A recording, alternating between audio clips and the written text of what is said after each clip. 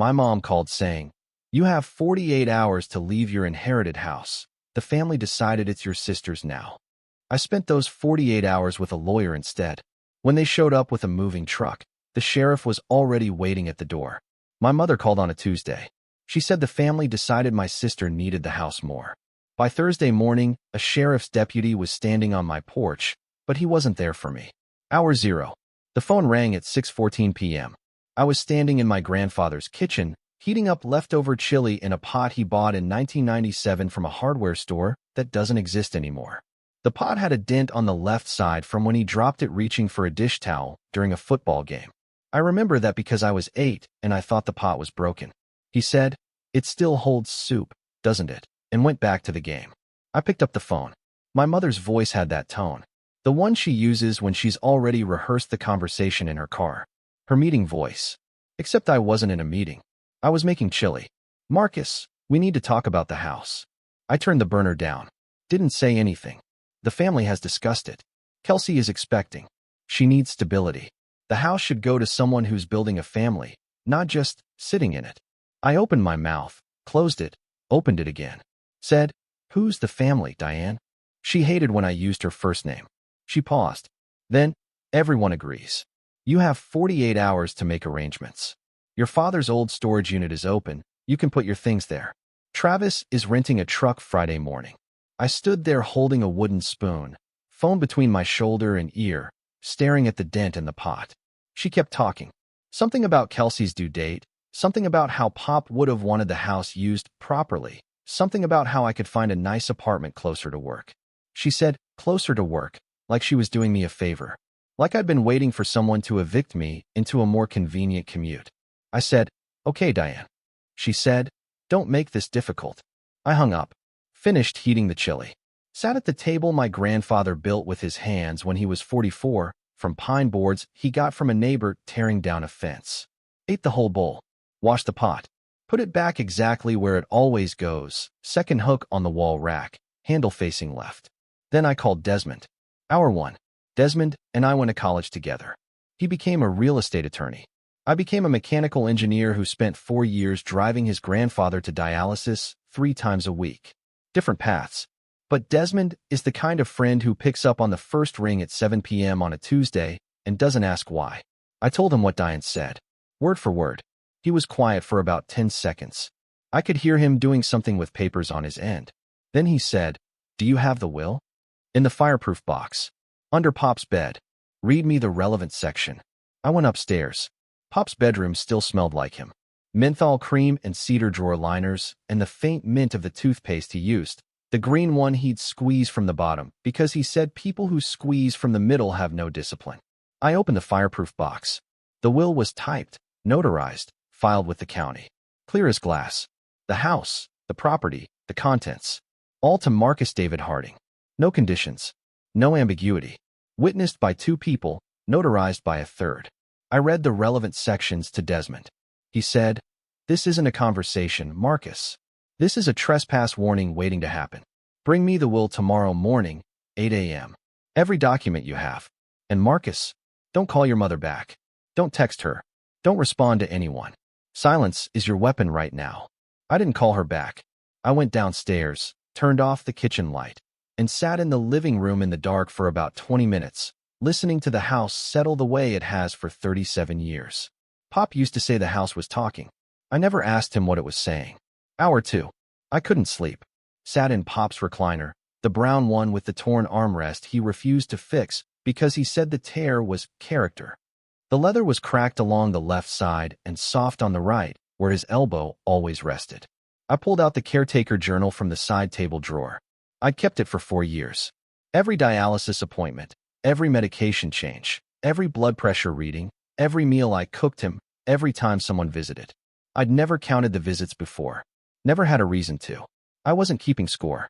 I was keeping a medical record. I started counting. For years. That's roughly 208 weeks. Pop was alive for 204 of those weeks after I moved in. My visits, I lived there.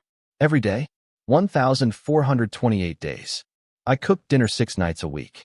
The 7th night Pop insisted on ordering pizza because he said a man who never eats pizza is a man who's given up. I drove him to dialysis 624 times. I picked up his prescriptions 211 times.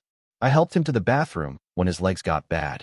I sat with him on the porch when the weather was right, and he'd tell me about the factory where he worked for 31 years, about the day he married Nana Ruth, and her veil blew off during the ceremony, and she chased it across the church parking lot in heels.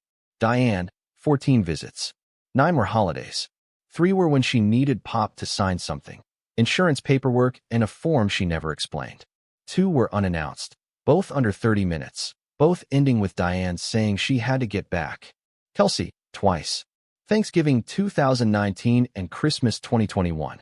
Left early both times because Travis had a thing. The second time she didn't take her coat off. Travis, 0. Not once. Never met Pop. Never shook his hand. Never sat in this recliner, or ate at this table, or heard Pop tell a story about anything. I sat there with the journal open on my lap, staring at the numbers. Pop's recliner smelled like the menthol cream he used on his knees. The TV was off, but I could still see the outline of his reflection in the screen, like the glass remembered where he used to sit. I closed the journal, put it back in the drawer. 14 visits in 4 years. And she wants the house. Hour 4. Couldn't stop thinking. Opened my laptop at the kitchen table. I don't know why I searched what I searched. Instinct, maybe. Or paranoia.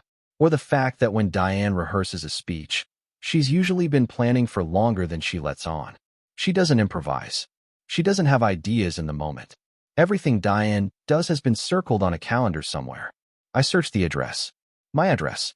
Pop's house. 414, Birch Hollow Lane. Third result. A real estate listing site. The house. My house. Posted 11 days after Pop's funeral. Before the will was even read. Before the estate was settled.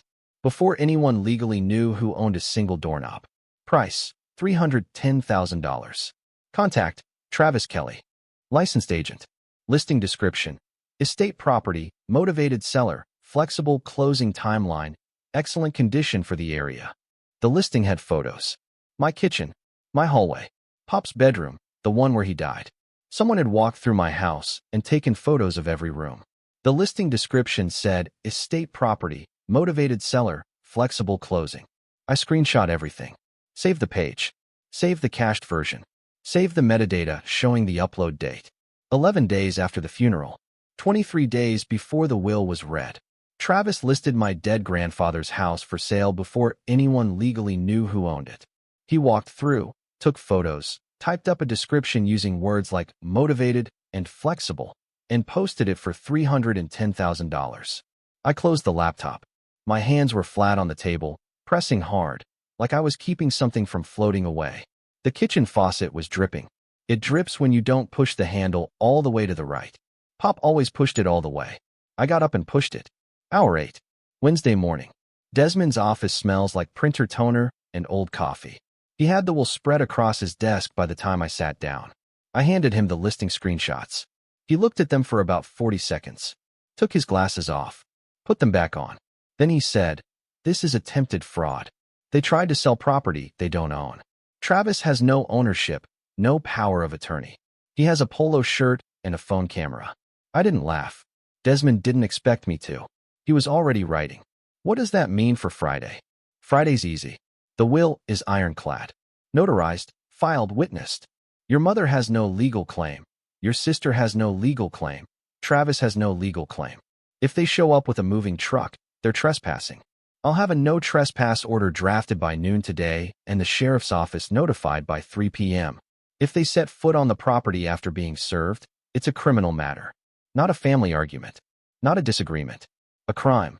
He paused, looked at the listing screenshots again, turned them sideways like the angle might tell him something. The listing is a separate issue. That's fraud. Potentially wire fraud if any money changed hands or was discussed. I'd recommend we document everything and hold it. Don't show this card yet. Let them come to the house. Let them try. The listing becomes evidence of premeditation. It shows this wasn't a heat-of-the-moment family argument. This was planned. I sat in his office while he worked. His assistant brought coffee in a mug that said, "World's okayest lawyer." He didn't notice. He was already drafting. That's when he pulled out the second envelope. It was inside the will packet. Sealed. My name on it in Pop's handwriting. The shaky version from his last year, when holding a pen, was a negotiation between his hand and his brain. Desmond said the estate attorney had flagged it as a personal letter, not a legal document, and set it aside for delivery to the named recipient. Nobody had delivered it. It sat in the file for months. I opened it in Desmond's office. The paper smelled like the fireproof box, metallic and dry. Pop's handwriting. Shaky but readable. He pressed hard. He always pressed hard. Marcus, your mother asked me to change the will 3 times. I said no 3 times. The 3rd time she brought Kelsey. Kelsey cried in front of me while I was on oxygen. Your mother was coaching her in the hallway before they came in. I could hear her through the door. She was telling Kelsey what to say. Keep the house. You earned it by showing up. Every Tuesday, every Thursday, every Saturday. Don't feel guilty. I chose clearly. And son, if they come for it, and they will, call a lawyer before you call your mother. Love, Pop. I read it twice. Folded it. Put it in my jacket pocket, the inside one where I keep things I don't want to lose. Desmond didn't ask what it said. He pushed a box of tissues across the desk without looking up from his paperwork. The tissues were the cheap kind, the ones that feel like notebook paper. Pop would have complained about them. He was particular about tissues. He said a man who can't afford decent tissues is either broke or cheap, and both are fixable. Hour 12. Wednesday afternoon. I was back at the house, sitting on the porch with a glass of water, watching the street do nothing, when Mr. Kaplan walked over. Kaplan is 74. Lives next door. Retired electrician. Talks maybe 6 times a year, and 4 of those are about his lawn or the weather or both. He was carrying a USB drive in his hand like it was something he'd rather not be holding. Your sister's boyfriend was here last week. I looked at him. What? Wednesday. Around 2 in the afternoon. You were at work. He tried the back door. Walked around the whole house. Tried the side gate, then the back door again. Looked in the windows. Took some photos with his phone. My Ring camera caught all of it. Every minute. He held out the USB drive. I took it. His hand was steady. Mine wasn't. Your grandfather was a good man, Marcus. He helped me fix my garage door twice and never asked for anything except a beer after. I don't know what's going on with your family, but that man deserved better than whatever this is. He turned around and walked back to his house. Didn't wait for a response. That was the most words I'd heard from Kaplan in 3 years.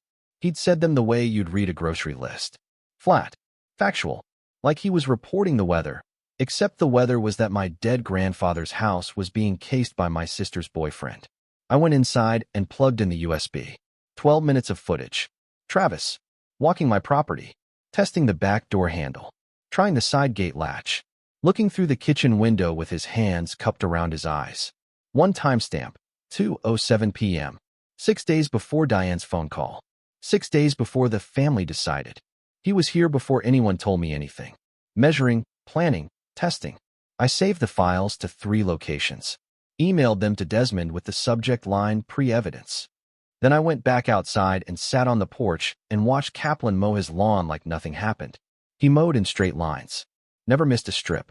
Never looked over. Hour 19. Wednesday night.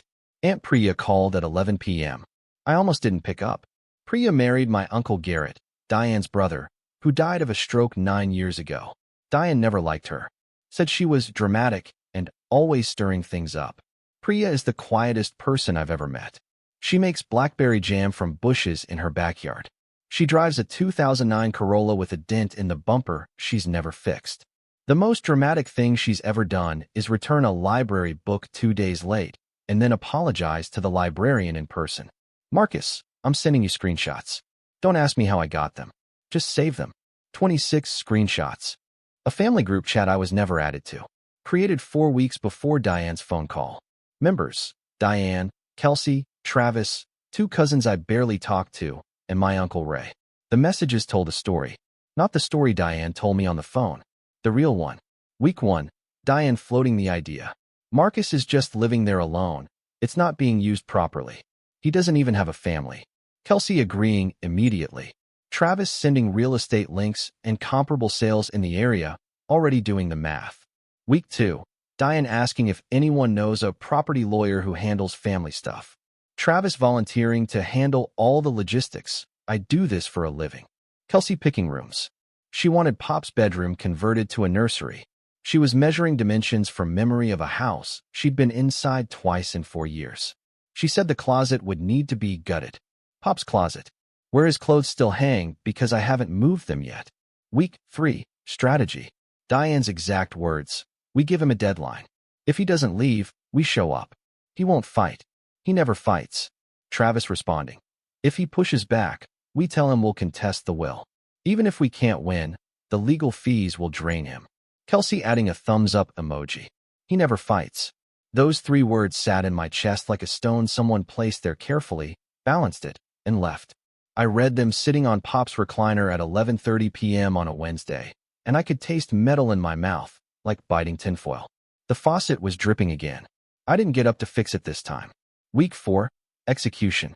Travis confirming the truck rental, $189 for 24 hours. He kept the receipt in the chat. Kelsey asking about paint colors for the living room. She was choosing between coastal fog and morning light. For my living room. In my house. While my grandfather's recliner still held the shape of his body. Diane saying she'd make the call on Tuesday evening because he'll be home from work and won't expect it. For weeks. They planned this for 4 weeks. Coordinated schedules, discussed strategy, split responsibilities, budgeted for a moving truck, picked paint colors. And nobody, not one person in that chat, sent a single message that said, maybe we should ask Marcus. Not one. I forwarded everything to Desmond. He responded at 11:48 p.m. with 2 words, keep going. Hour 24. Thursday morning. Desmond called me at 7 a.m. His voice had that sharp edge he gets when something moved from annoying to serious. Did you call the police last night? No. Someone called in a welfare check on you at 2 a.m. Told the dispatcher you were unstable and threatening to destroy property. Said you were having a breakdown and shouldn't be alone in that house. 2 officers showed up at your door. You didn't answer because you were asleep. I had been asleep. I sleep heavy. Pop used to joke that I could sleep through a brass band playing in the driveway and still complain that someone woke me up too early. Desmond, who called it in. The report lists the caller as your sister. She gave her full name. She identified herself as a concerned family member and said you'd been making threats and acting erratically. The officers found the house dark, no signs of disturbance, no noise, no damage. They left a card in the door. I found out because the sheriff's office flagged it when I contacted them about the no trespass order. A welfare check. At 2 a.m. on a man sleeping in his own house. Filed by a woman who'd visited that house twice in 4 years and couldn't tell you which bedroom is on the left side of the hallway. I wanted to be angry. Part of me was. Part of me was something quieter and worse, like disappointment, except I'd stopped expecting anything from Kelsey a long time ago. And a small part of me, the part one don't admit to, just wanted to call Pop and hear him say something simple about something that didn't matter. Desmond said, this is a pattern now. The listing, the trespassing, the group chat, and now a false report. I'm adding it to the file and calling the sheriff's office directly. The deputy serving the order tomorrow needs the full context. I made coffee, drank it standing at the kitchen counter, staring at the dent in the pot. The coffee was too strong. 4 scoops instead of 3. I couldn't taste it anyway. Hour 38. Thursday afternoon. Desmond filed 3 things before 4 p.m. Emergency no trespass order. Cease and desist letters to Diane, Kelsey, and Travis individually. Formal complaint to the real estate listing site documenting Travis's fraudulent listing. The sheriff's office confirmed a deputy would be present at the property Friday morning starting at 8 a.m. Desmond also ran a background on Travis. Travis Kelly, licensed real estate agent, 3 years active. 2 client complaints in the last 14 months, both for misrepresentation of property status. Not criminal charges, but not clean. The kind of record that makes a licensing board pay attention when a 3rd complaint arrives with screenshots. I asked Desmond what happens if they still show up. He said, they get served. If they don't leave, they get arrested. And the listing, the ring footage, the group chat, the welfare check, all of it means they can't claim misunderstanding.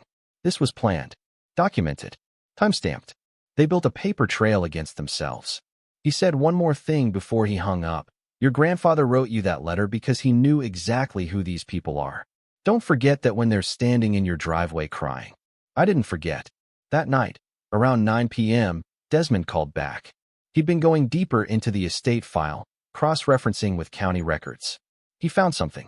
7 months before Pop died, while he was on home oxygen and I was driving him to dialysis 3 times a week, someone filed a request with the county clerk's office to amend the will. The request was denied because it didn't come from Pop. It came from Diane. She listed herself as authorized family representative. She wasn't. She had no power of attorney. She had no legal standing. She just wrote it on a form and submitted it like authority is something you can give yourself with a ballpoint pen. The county clerk flagged it and sent a letter to Pop's home address. I never saw the letter because Pop intercepted it, but it was in the estate file. Pop kept it. He kept the letter the county sent, and he kept Diane's original filing, and he wrote in the margin of Diane's filing in his shaky handwriting, pressing hard enough to dent the paper. She tried to change it while I was on oxygen. I will not forget this. My mother tried to change my grandfather's will while he was dying. She walked into a county office, filled out a form, lied about her authority, and tried to redirect his house to her favorite child while the man who owned it was breathing through a machine. She failed because a county clerk did her job, but she tried, and Pop knew, and he kept the evidence, and he left it in the same file as the will that gave me everything. I sat in the recliner, pressed my face into the headrest without thinking about it. The menthol cream smell was almost gone. Almost. I set my alarm for 6 a.m. Tomorrow was Friday. Hour 47. Friday morning. Deputy Whalen showed up at 7:50 a.m. Young guy, late 20s, built like a former linebacker. Name tag, said Whalen. He had the no trespass order in a manila folder. He'd read it. He'd also read Desmond's supplementary brief. I offered him coffee. He said no. Then he looked at the kitchen, saw the pot on the stove, and said, actually, yeah. We stood on the porch drinking coffee at 8:15 a.m. The street was quiet. A jogger passed. A dog barked somewhere on the next block. Kaplan was already outside, edging his walkway with the kind of precision that suggested he'd been waiting for this morning too. Whalen said, your lawyer is thorough. He's the best. I read the grandfather's letter, the one in the file. I looked at him. He took a sip of coffee and said, smart man, your grandfather. At 8:47, a white moving truck turned onto Birch Hollow Lane. 26-footer. Behind it, Diane's silver Camry. Behind that, a red pickup I didn't recognize. Whalen set down his coffee on the porch railing, adjusted his belt, walked to the end of the driveway. Slow. Steady. The way you walk when you've done this before and you know exactly what's about to happen. The truck parked on the street. Travis got out of the driver's side wearing a polo shirt and khakis, like he was heading to an open house. Which, given his plans, I suppose he thought he was. Kelsey got out of the passenger side. She was showing. 5 months, maybe a little more. She was wearing a sweater and sneakers, and the expression of someone who expected to be carrying boxes by now. Diane got out of the Camry. She was carrying a folder. She always carries a folder when she wants to feel like she's in charge. The red pickup was my cousin Derek. Hadn't spoken to him in 2 years. He got out looking like he'd rather be anywhere else. His hands were in his pockets before his feet hit the pavement. 4 of them, standing at the end of my driveway, looking at a sheriff's deputy standing in the middle of it. Hour 48. Diane spoke first. She always speaks first. In every room, at every table, she speaks first because she believes whoever talks first controls the conversation. Pop once said Diane was born arguing and never found a reason to stop. Officer, there's been some confusion. This is a family matter. My son was asked to vacate the property so my daughter could move in. We're just here to facilitate a smooth. Whalen held up the folder. Ma'am, I have a no trespass order for this property, signed by a judge. The homeowner is Marcus Harding. The property is deeded to him through a legally probated will. You do not have permission to enter this property. If you proceed past this point, you will be arrested for criminal trespassing. Silence. The truck was still idling. You could hear it from the porch, that low diesel hum that sounds like a large animal breathing. Travis stepped forward. He had his phone in his hand, like he might need to look something up. Officer, there's clearly a legal dispute here regarding the estate, and we have documentation that suggests. Whalen looked at him. Are you Travis Kelly? Yes. I have a cease and desist for you as well. He pulled a second envelope from the folder, handed it to Travis. You're named in a complaint for listing this property for sale without authorization. The listing was posted 11 days after the homeowner's grandfather's funeral. I'd recommend you contact your own attorney. Travis took the envelope. His face did something I'd never seen before. The expression of a man who walked into what he thought was his office and found someone else's name on the door. Kelsey started crying. Not quiet crying. The kind that comes with sound effects. The kind that's performed for an audience. She turned toward me on the porch and said, "Marcus, I'm pregnant. I need this house. Pop would have wanted me to have somewhere safe to raise his great-grandchild. You know that. You know he'd want this." I was holding my coffee. The mug Pop bought at a yard sale, the one with a faded trout on it. I didn't move from the porch. I said, "Pop wanted a lot of things, Kelsey. One of them was for someone to visit him more than twice in 4 years." It was the only thing I said during the entire driveway scene. The words came out flat, not cold, not angry, just factual, the way you'd read a number off a page. Kelsey's crying changed pitch, from performance to something that might have been real, or might have been the sound of a plan ending. Diane's folder was shaking in her hands. She turned to Waylon. Her voice went up an octave. "This is my father's house. I have every right to." "Ma'am, you have no legal right to this property. The will has been probated. The deed is transferred. If you believe there's a legal error, hire an attorney and file a claim through the courts. But right now, you need to leave or I will place you under arrest." 2 neighbors had come outside. Mrs. Reed from across the street in her bathrobe, just watching. A man 3 houses down holding a garden hose he wasn't using. And Kaplan, standing in his yard, arms crossed, watching the whole thing like he'd been waiting for it. Diane looked at the neighbors, looked at Waylon, looked at me on the porch with my trout mug. Then something behind her face gave way. Not physically. She didn't fall. But the structure that holds Diane together, the authority, the certainty, the absolute belief that she controls every room she walks into, all of it dissolved in about 4 seconds. Her mouth opened and nothing came out. Then she said, very quietly, almost to herself, "You were supposed to just leave." I didn't respond. I took a sip of coffee. It had gone cold. Travis put his hand on Kelsey's shoulder and walked her back to the truck. Derek was already in his pickup with the engine running. He pulled away first. Didn't wave. The truck followed. Diane stood in the street for about 30 seconds longer than everyone else, holding her folder against her chest, looking at the house like she was trying to memorize it. Then she got in the Camry and drove away. Waylon walked back to the porch, picked up his coffee mug from the railing, took a sip. "You got a good lawyer." "The best." "Good. They'll try something else. They always try something else." They tried something else. Not at the house.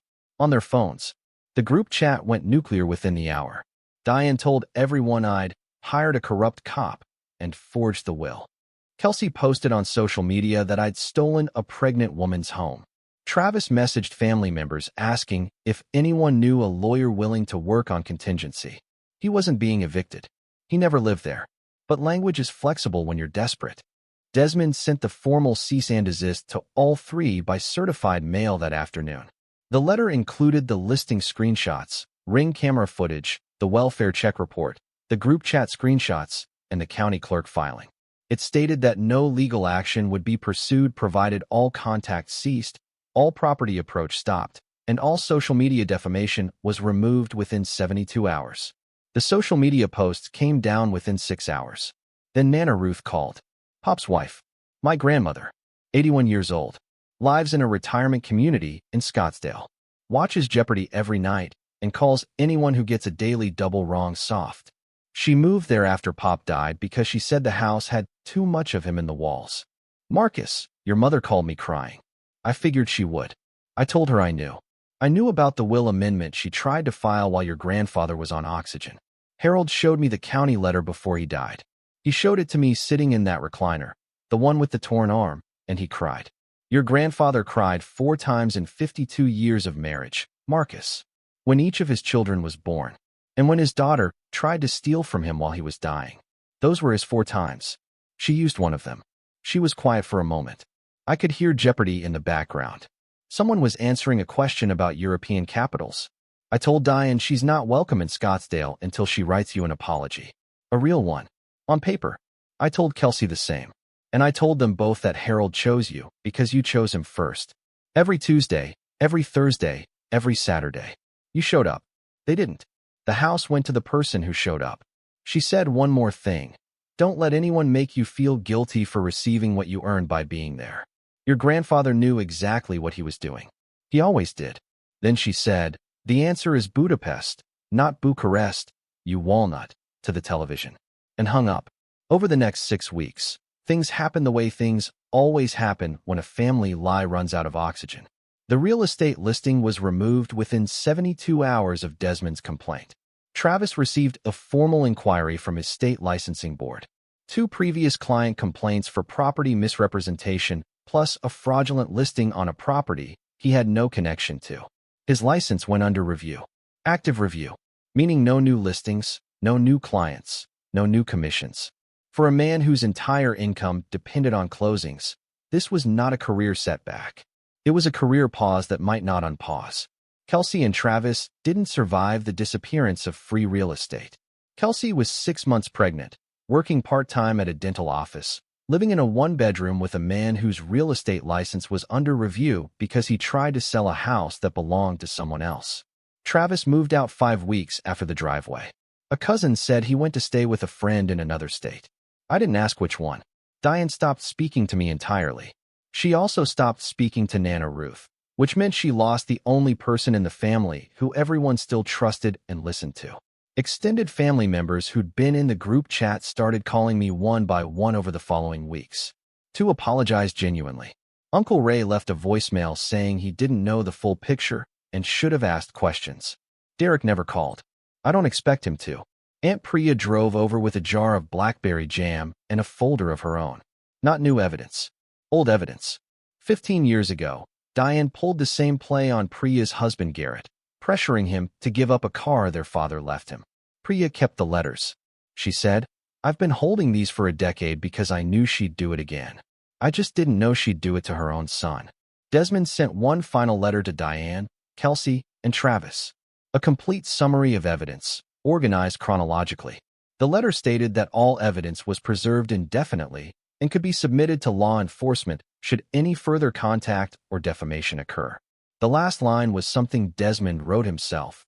Mr. Harding's grandfather anticipated this situation with remarkable clarity. He prepared accordingly. The family would be wise to respect his wishes now, since they failed to respect them, or him, while he was alive. 3 months later, a Saturday, early, I got in my truck and drove Pop's dialysis route. I hadn't driven it since he died. Hadn't had a reason to. Left on Birch, right on Elmhurst, through the light at Route 9 where Pop always said this light is personally against me because it turned red every single time. Past the strip mall where the clinic sits between a dry cleaner and a phone repair shop. Past the gas station on the corner where I'd stop and buy him a ginger ale because he said the carbonation helped his stomach after treatment. The nurses said it didn't. He drank it anyway because he was Pop and he did what he wanted with his stomach. I drove the whole route. 42 minutes. The passenger seat was empty. The cup holder didn't have a ginger ale in it. The clinic parking lot was full of other people's cars. Someone else's grandfather was inside, sitting in a recliner that wasn't as comfortable as the one at home, getting his blood cleaned, waiting for someone to pull up and walk in and say ready. I hope someone does. I drove home, pulled into the driveway. The porch railing needed paint. The lawn needed mowing. Kaplan's lawn, naturally, was immaculate. It always is. I went into the workshop. Pop's workshop. I'd been clearing it out slowly over the past few weeks, deciding what to keep, what to donate, what to leave exactly where it is. That morning I moved a box of old tools off the top shelf, and something fell from behind it. A small envelope, dusty, wedged between the shelf and the wall like it had been placed there on purpose by someone who wanted it found, but not yet. My name on it. Pop's handwriting. Inside, a single photograph. Me, age 10, sitting on a stool in that workshop, holding a hammer wrong, grinning like I'd built the whole house by myself. The stool I was sitting on is still there. The hammer is still in the toolbox on the bottom shelf. On the back of the photograph, in Pop's hand, my helper. Tuesday crew. He shows up. I put the photograph on the workbench, leaned it against the lamp, the old one Pop used for his woodworking, the one with the green shade. Plugged it in. It flickered twice, then held. I drove the whole route. 42 minutes. No passenger. No ginger ale. Just the road and the fact that he was right about every single one of them. 42 minutes on that route, 3 times a week, for 4 years. And they thought a phone call and a moving truck would undo all of it. What would you have done with those 48 hours? Comments are open. Subscribe if you want more.